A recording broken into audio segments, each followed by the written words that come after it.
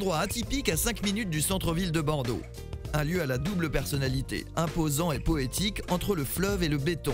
Bienvenue au bassin à flot. Ce quartier historique de Bordeaux a accueilli au 19e siècle les plus grands navires avant de tomber en désuétude. Le réaménagement du site devient une priorité au milieu des années 2000. Et dès le début de l'opération, Domo France, acteur majeur du logement social en Nouvelle-Aquitaine, est partie prenante. Moi je suis heureux qu'on se retrouve ici parce qu'on a joué une vraie partition dès le début. On fait partie de ceux qui ont cru que ce quartier avait un avenir et sur lequel la ville de Bordeaux, la métropole, pouvait se projeter. Et très en amont, nous avons été opérateurs sur le foncier, nous avons été acteurs sur l'aménagement, nous avons coordonné des partenaires divers et variés dans l'acte à construire pour faire de ce quartier qui se reconstruisait sur la ville un nouveau quartier essentiel pour Bordeaux. Et on le voit aujourd'hui avec bien sûr une figure de proue, la Cité du Vin. On le voit avec le pont Chabandelmas. Autant de sujets qui font que ce quartier, on a envie d'y vivre.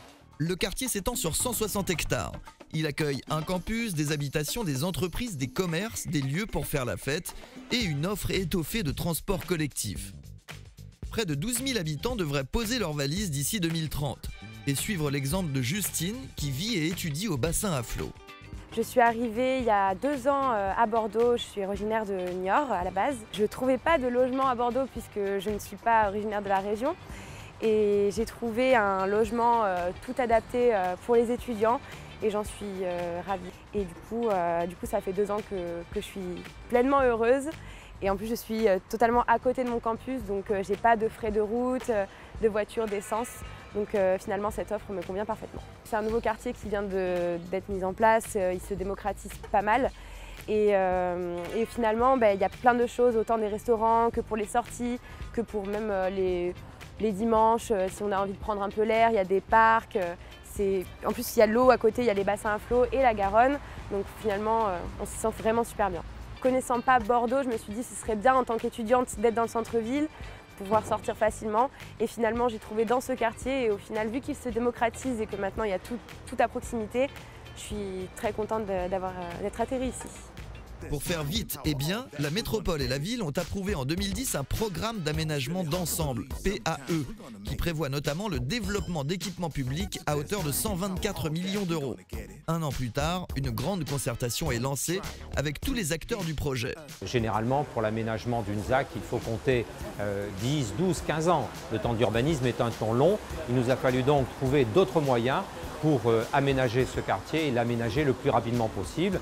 Et c'est la ville de Bordeaux et la métropole qui ont mis en place ce que nous appelons l'urbanisme négocié. C'est un moyen d'aménager un quartier rapidement, tout en gardant une cohérence urbaine, une cohérence politique.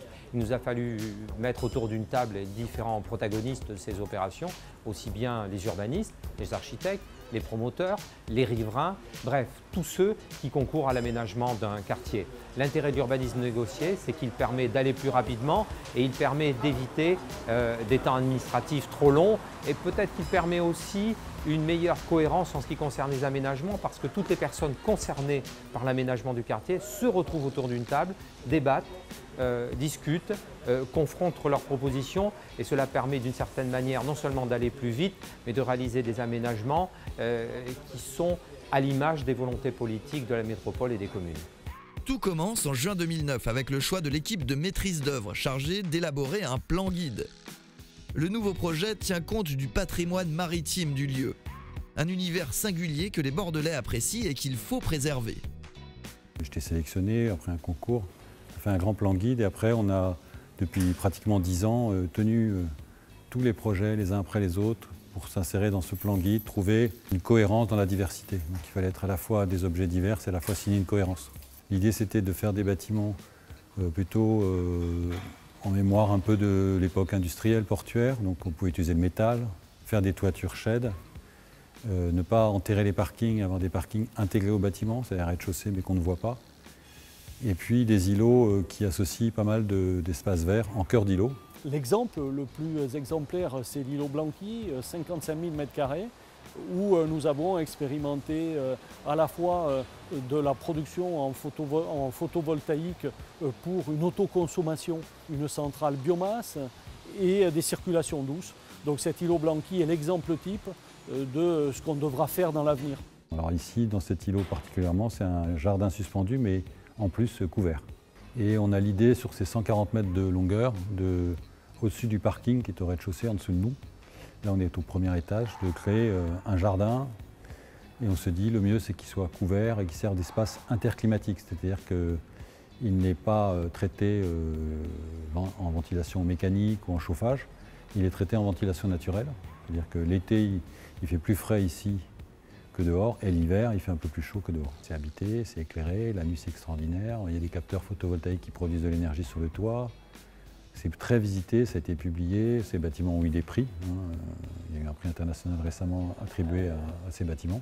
Il y a un rapport avec la nature intérieure. Enfin, voilà. Donc, nous, on est assez contents. Oui, on a une grande fierté de ces deux bâtiments. 3 km de centre, 24 hectares d'espace public, des espaces verts qui sont en devenir et sur lesquels nous avons été extrêmement vigilants. Par ailleurs, nous avons été attentifs aux sources d'énergie pour limiter la consommation. C'est un vrai projet durable, un vrai projet respectueux des habitants et qui très vite va se retrouver en cœur de ville ou en cœur de métropole. Et d'ailleurs, le tramway est là, les liaisons douces sont là. Donc ici, c'est pratiquement un écoquartier qui s'est réalisé dans le cadre d'un projet de reconstruction de la ville sur la ville.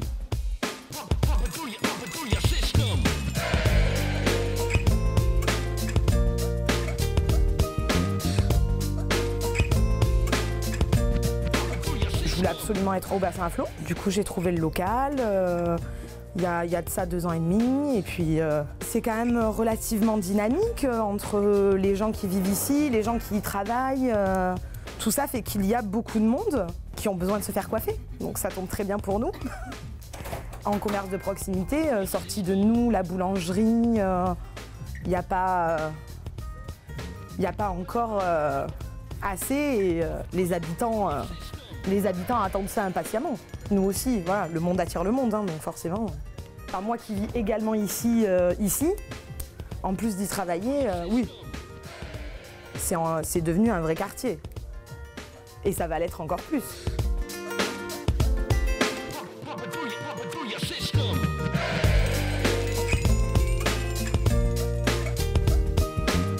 Cette opération emblématique mixe logements privés et sociaux, accession sociale et modérée, résidences, services, locaux tertiaires. Domo France a acquis 140 000 m² de surface habitable et construit plus de 1000 logements, dont 150 en accession sociale. L'enjeu de ce nouveau quartier est double. Valoriser le potentiel foncier important grâce à la reconquête de friches urbaines et maîtriser les prix du foncier à la vente. Objectif, moins de 3 000 € du m² en accession sociale. Sur ce site, Domo France a pu démontrer un savoir-faire complet, que ce soit sur le foncier, l'aménagement, sur la réalisation de logements sociaux, sur l'accession sociale, sur la capacité à être ensemblier. Domo France a pu mettre en valeur tous ces métiers sur tout le champ de l'acte à construire et j'espère que ça nous permettra, à travers cet exemple, de pouvoir les reproduire ailleurs et d'en tirer aussi des éléments d'expérience positifs comme négatifs. Tout projet permet de progresser et les équipes de Domo France ont été au rendez-vous ici. Le quartier jeune et dynamique attire plus particulièrement les entreprises de la French Tech. Après Ubisoft, c'est OVH, le leader européen du cloud, qui s'est installé dans l'immeuble G4, entre la Cité du Vin et le Digital Campus. Nous sommes arrivés en novembre ici pour l'aménagement des locaux. Nous avons ouvert en mars 2018. Les premiers collaborateurs sont arrivés en mars. Et pourquoi nous avons choisi le bassin à flot ? Pour son positionnement, donc assez proche de la gare, donc à une vingtaine de minutes avec le tram. Son quartier aussi attractif, la disponibilité, la présence de beaucoup de restaurants pour nos collaborateurs et aussi le côté très agréable de ce quartier nouveau et dynamique. Alors l'ambiance elle est assez intéressante parce qu'on est donc maintenant pas mal de sociétés à venir à s'être installées dans les bassins à flot. Donc le côté agréable je dirais le long du bassin, la présence des transports en commun, Le quartier neuf aussi, qui est en plein changement, qui est quand même très agréable. Les berges juste à côté pour se détendre. Nous, on a une volonté de mettre en place des bureaux pour nos collaborateurs très agréables, aérés, avec la cuisine, le baby-foot pour pouvoir se détendre. Et c'est entre autres aussi pour ça qu'on a choisi cet environnement, c'est que très lumineux avec la présence des baies vitrées et donc la terrasse à côté qui est vraiment très agréable. Domo France a conçu au bassin à flot une dizaine de programmes avec différents architectes, dont la plupart issus d'agences bordelaises. Je vois derrière moi qu'il y a encore des chantiers, tous les espaces verts ne sont pas réalisés, tous les espaces publics ne sont pas réalisés, mais les habitants commencent à s'approprier ce quartier. On a peut-être pas assez anticipé le partage avec les habitants de ce que sera le quartier à 5 ou 10 ans et ils ont un peu de mal à se projeter. Mais je suis convaincu que dans 10 ans, on dira que ce quartier a été une formidable réussite pour Bordeaux et son agglomération.